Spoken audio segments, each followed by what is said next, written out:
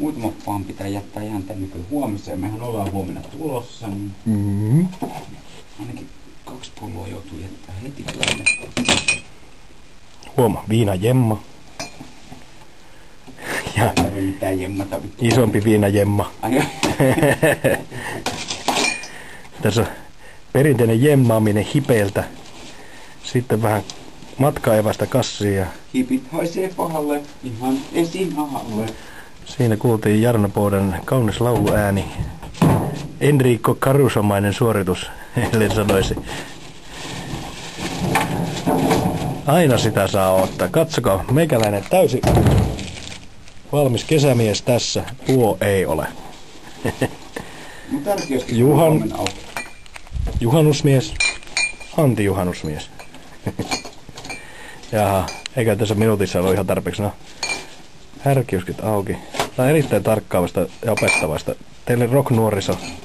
Sinä 13-vuotias Keijo siellä Pielavedellä, niin katso miten sitä rockia soitetaan. Ei sitä tehdä noilla, vaan tuolla kassilla, mikä tuossa on.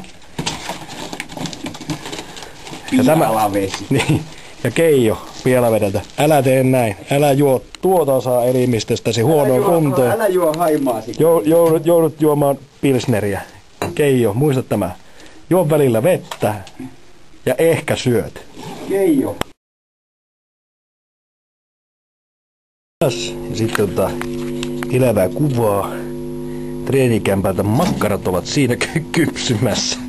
Pikkuhiljaa kun niitä tuohon sijoittelee, niin kyllä ne siitä valmistuu. Se on parempi pitää tätä vakuumipakattuna, että on mukavampi kuljetella niitä tuolla ympäri juhannusta mukana. Siinä on kokonainen biisilista. Ja plektrat, jotka olivat oikeassa paikassa. Eilinen plektra, nyt katkenneita kieliä. Tämän päivän plektrat ei niinkään katkenneita kieliä.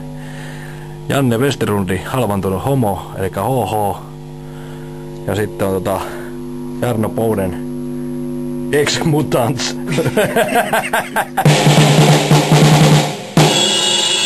Rummut sitten, koska olemme humorista ja haluan ikuistaa ääniraidalle pierun. No, elikkä kyllä nyt on tässä sitten saksalaiselle taas mietittävää ja siinä todisteena Lowdownin sanoja vähän pedaaliarsenaali, mikä on aika järkyttävä ja melkoinen. Timo Riemurasio, Rasion, Riemurasia, Riemusaarioinen. Niin, Riemusaarioinen. Sen mun pedaal sekä viritin. Huomaa, olemme ammattilaisia. Ja meidän röydäyskeissi. Ja sit mikäs biisi soitetaan? En mä vaan tiedä. Voltit ja Wall. Se on aika hyvä. Päätämme raporttimme täältä tähän.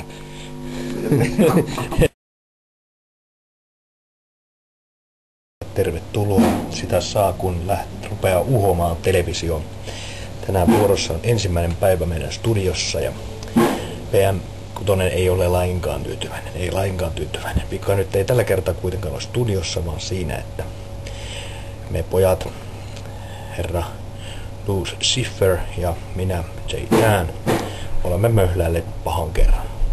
Emme osaa laittaa efektejä oikein, emmekä osaa virittää rumpuja. Joten lähdetäänpä katselemaan vähän, minkälaista tilannetta täällä on tarjolla, eli huonoa.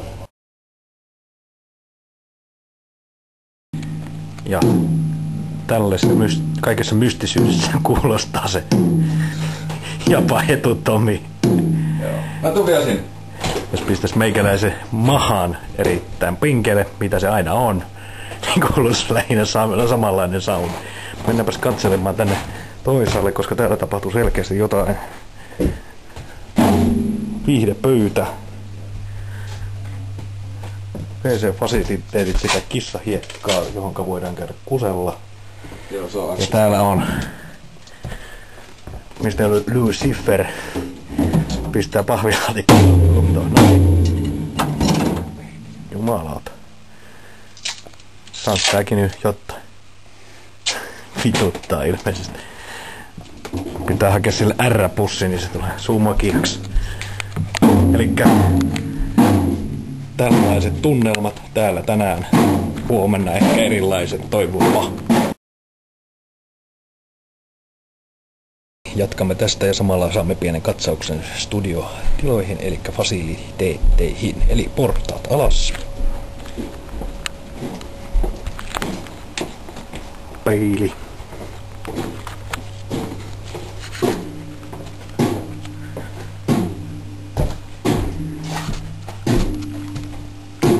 Konehuone. Rami.